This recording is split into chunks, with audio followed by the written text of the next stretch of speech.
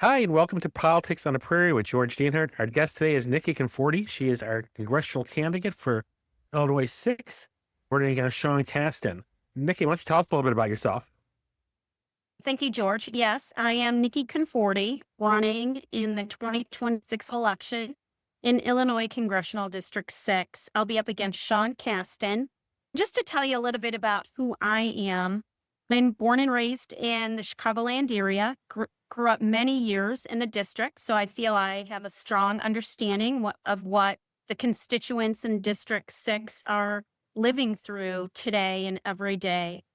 I'm not a politician. I am a businesswoman. I built a career on private industry and policy, and I think that gives me a strong foundation to represent the constituents of this district in Congress. I spent my career many years in healthcare. Today, I am in the energy industry. And I've also owned my own small business, which was in staffing, so I have a good understanding of the job market.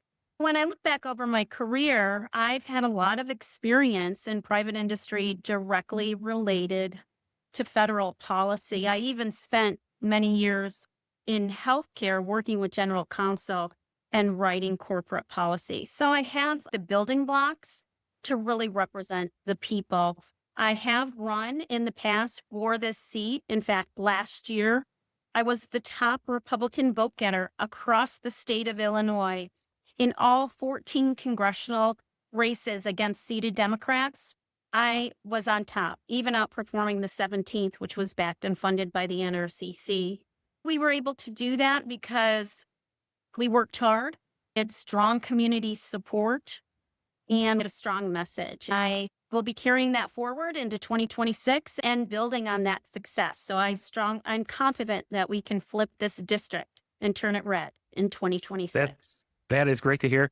I was looking at some of the election returns too. You ran better in Cook than you did in DePage, which kind of surprised me. Yes. So I think that's a great thing to build on. The other thing is I'm kind of a glasses half full kind of guy, right? So I look at this. I know people are saying she had her chance. She came short. But I look at this, I'm like, okay, so you already got 45% of the vote. They probably could come back to you. So you need to get that last 6% to get over 50%. What'd you learn on the last campaign that's going to help you pry that last 6% off Casten's election results? What are we going to do a little different? Well, thank you. Yes. We ran a really good campaign in 2024 and came close, but didn't take it over the finish line. I believe this cycle, we will be crossing the finish line with a win. We analyzed the 2024 race after it was completed, did a postmortem, and really identified a couple different gaps that we are working hard to fill this go round.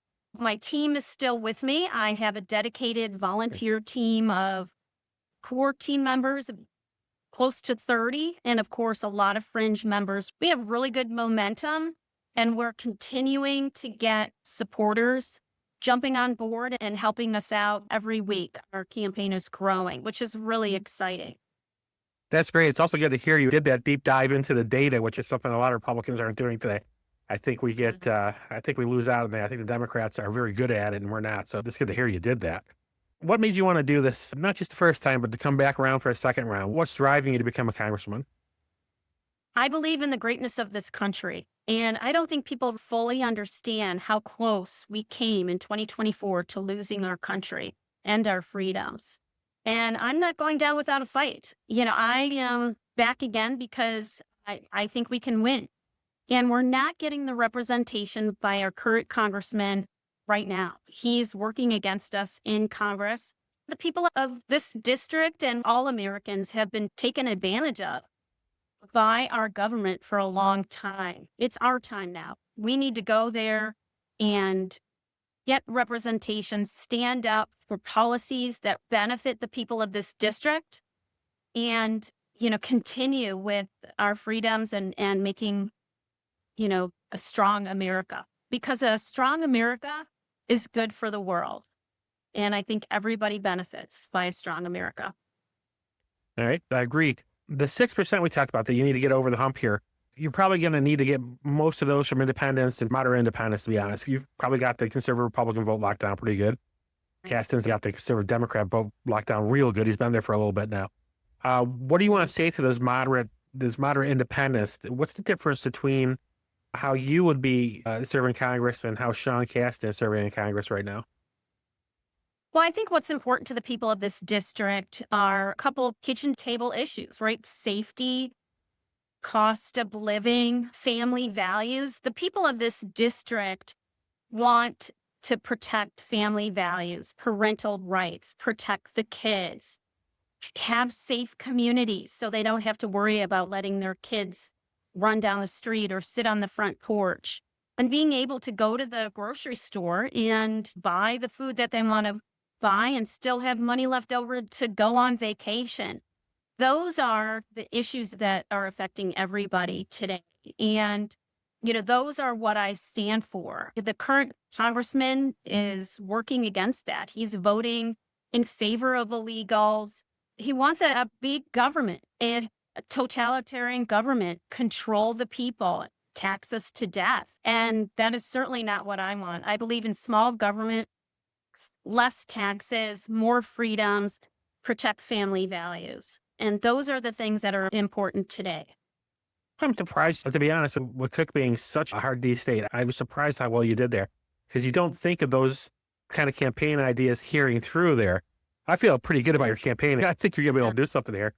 Yeah, and it's good to hear a few of our congressional candidates talking like this.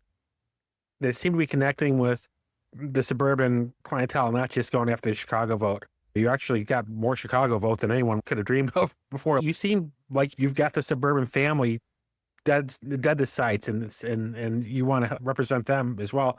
Where we're not really getting that now. We're getting a lot of big interest from people like Caston. A lot of the same old with the undocumented benefits that are undocumented, all the things that the Democrats stand for. This is probably going to put you straight in the sights for some other people too, as far as fundraising. How's your fundraising going at this point? I'm not asking for numbers. Are you running ahead or behind the last time, or how are we doing with that? We're running ahead of last time. That was Awesome. one of the gaps in the campaign in 2024. We struggled with fundraising.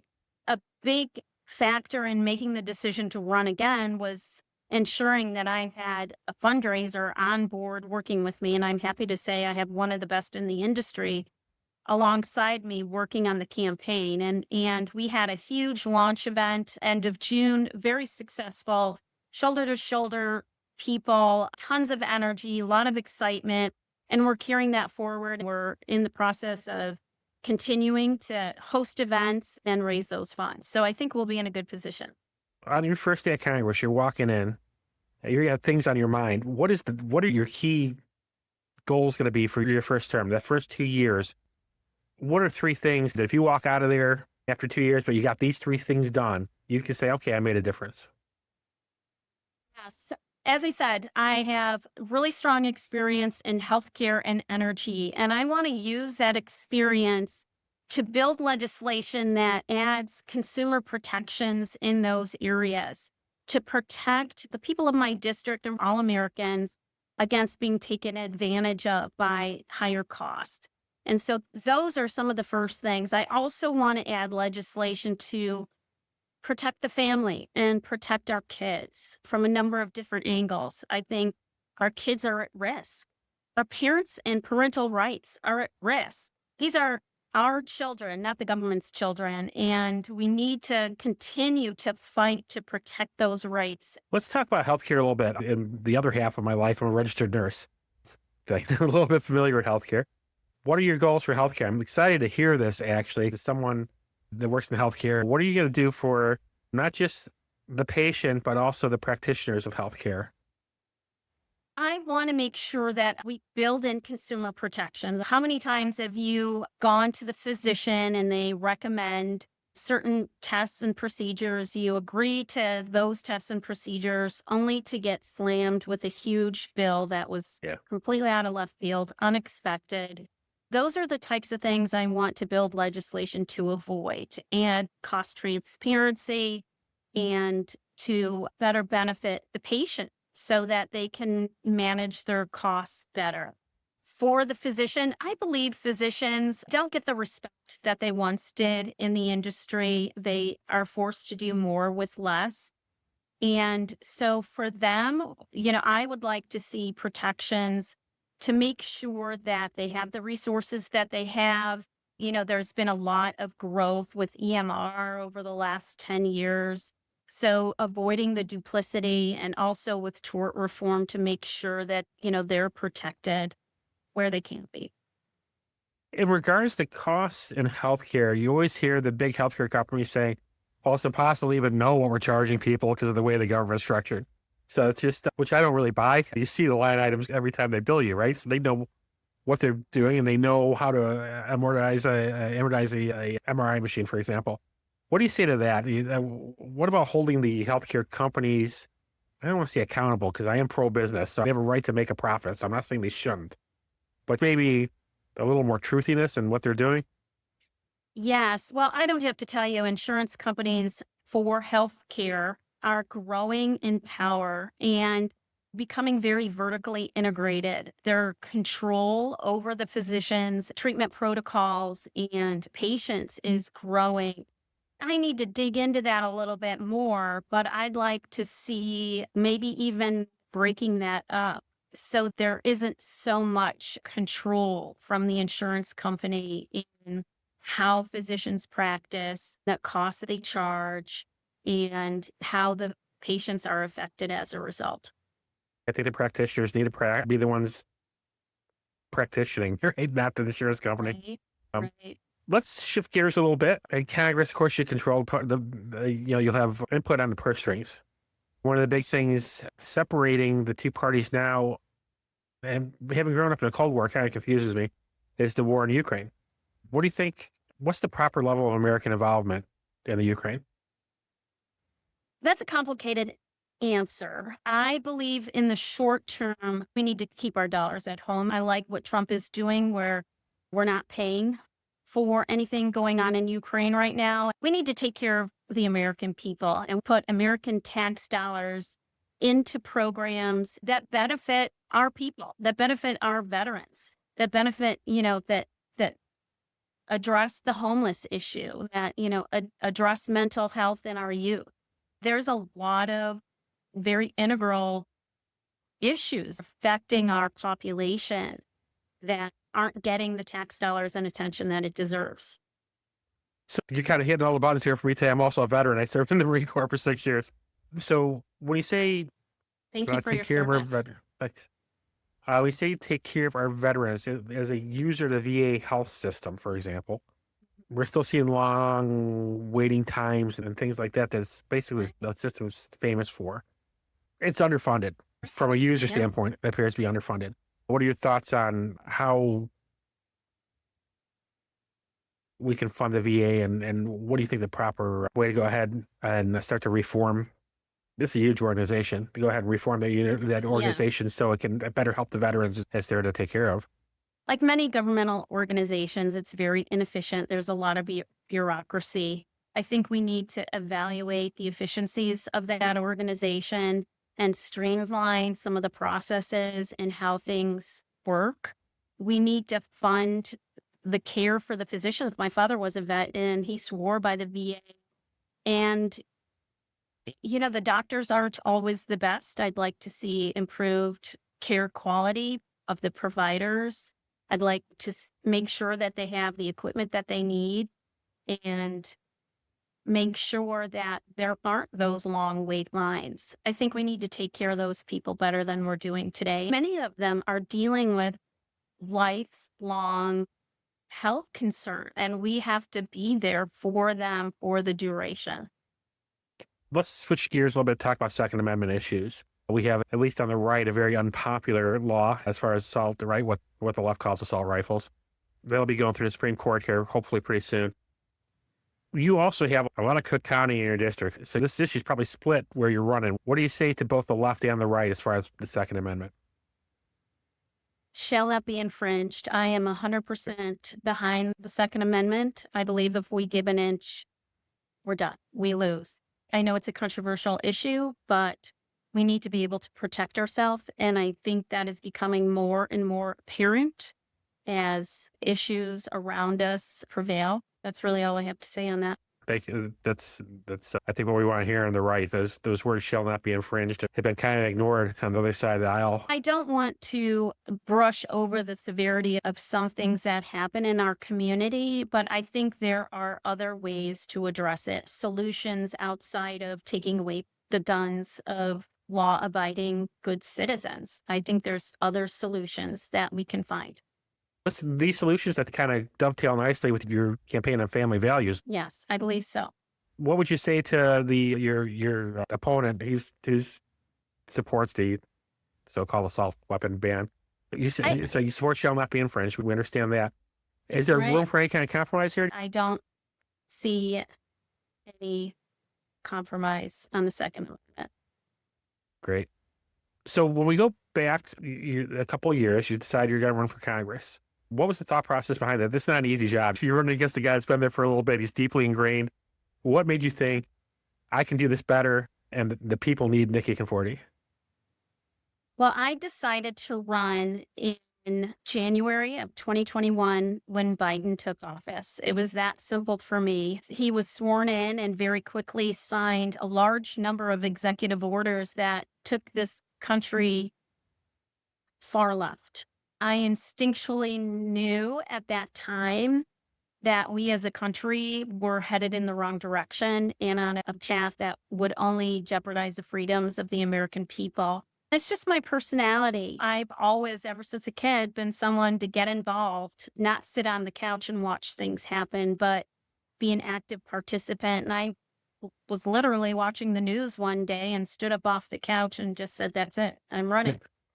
And here I am, 4 or 5 years later, and we're still on par to flip this district and turn it red. I believe the people will be better with me in this seat than my opponent because they will have a voice, they will have representation, and they will be able to benefit from the workings of the government.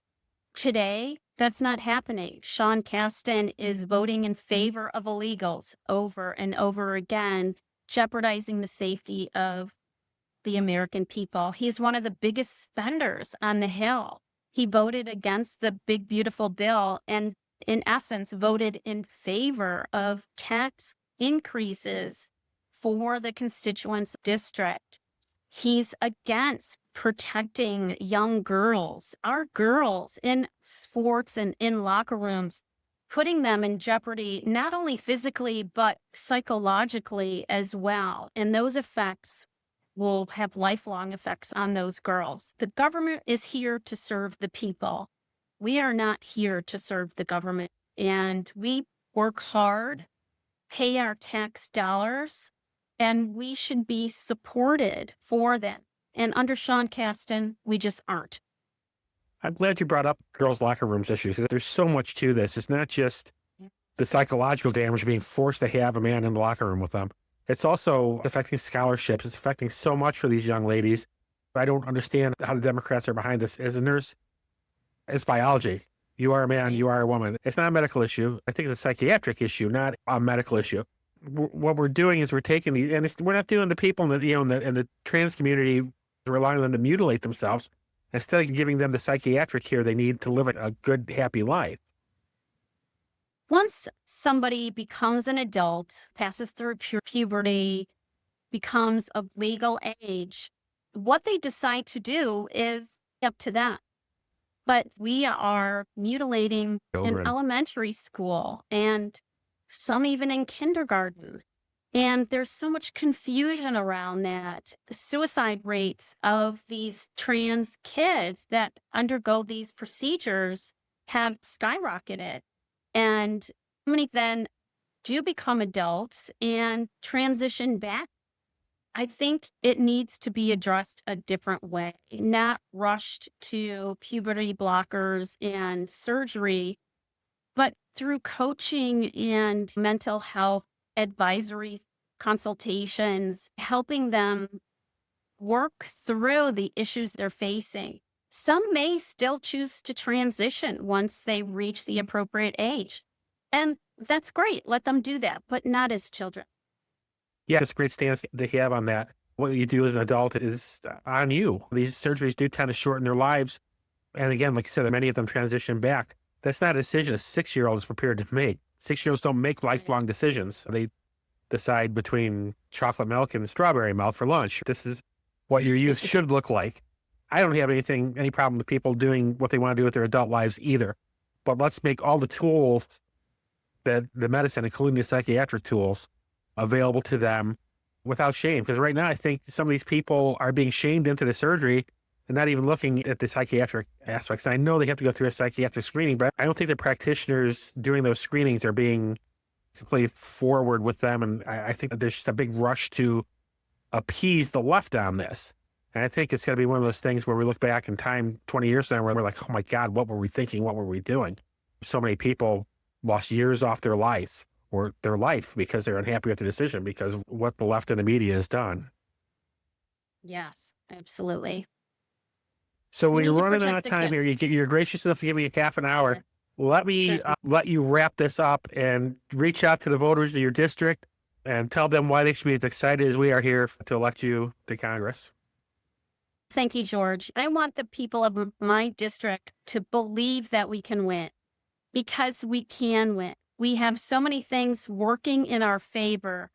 It won't be easy, but if we work together, we can flip the district. Tell your friends and family, get out to vote. We need to get to the polls in 2026.